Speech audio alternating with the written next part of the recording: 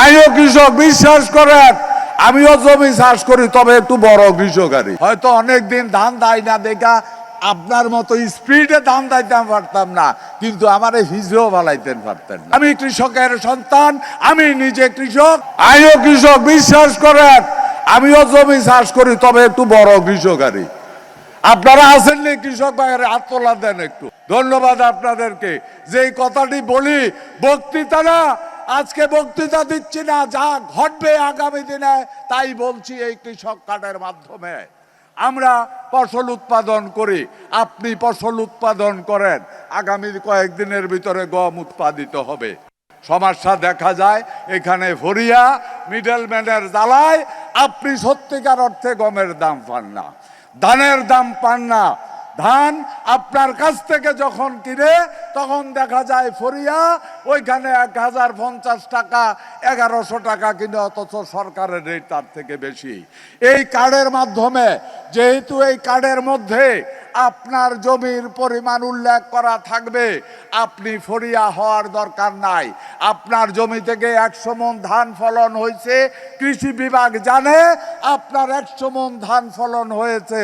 আপনি গিয়ে কার্ডটা নিয়ে কৃষি বিভাগের সামনে যেখানে ক্রয় করা হয়, আমার নাম অমুক, আমার জমি এতটুকু, এই ফসলে আমার 100 মণ ধান হয়েছে, 10 মণ খাওয়ার জন্য রাখবো, 90 মণ সরকারের ডেলিভারি করব।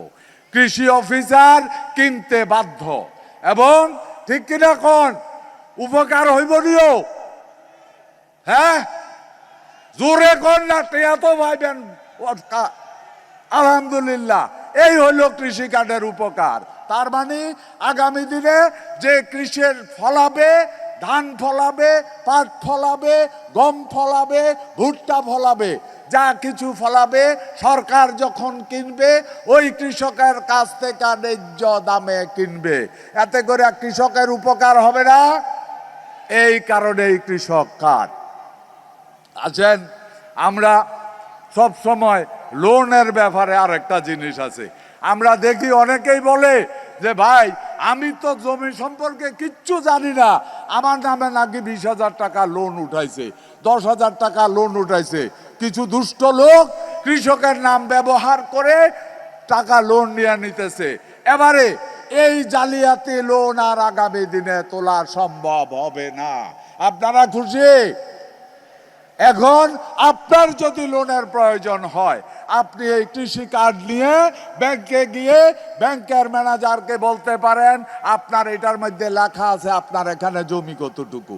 আপনি জমি যদি থাকে 2 কানি 2 বিঘা, আপনি ওইখানে মিথ্যা কথা বললে যে জমি আছে 10 বিঘা, লাভ হইব না। ওইটা কিন্তু কার্ড যখন প্রিন্টিং মেশিনে দিবে তখন বইলা দিবে এর ভিতরে কতটুকু আছে। সঠিক কৃষকের জন্য এটা আপনি লোন উঠাতে পারবেন ন্যায্য লোনে। আপনারা জানেন কিছুদিন আগে এই সরকার আপনাদের 10,000 টাকা করে কৃষি ঋণ মকুব করেছে, করে নাই? 12 লক্ষ কৃষক উপকৃত হয়েছে। এই সরকার, মাননীয় প্রধানমন্ত্রী মনে প্রাণে বিশ্বাস করে একই কথা বারবার উচ্চারণ করছি, 70% মানুষ কৃষির সাথে জড়িত। এদেশের আবহাওয়া 12 মাস কৃষি পণ্য উৎপাদন করার জন্য উপযোগী।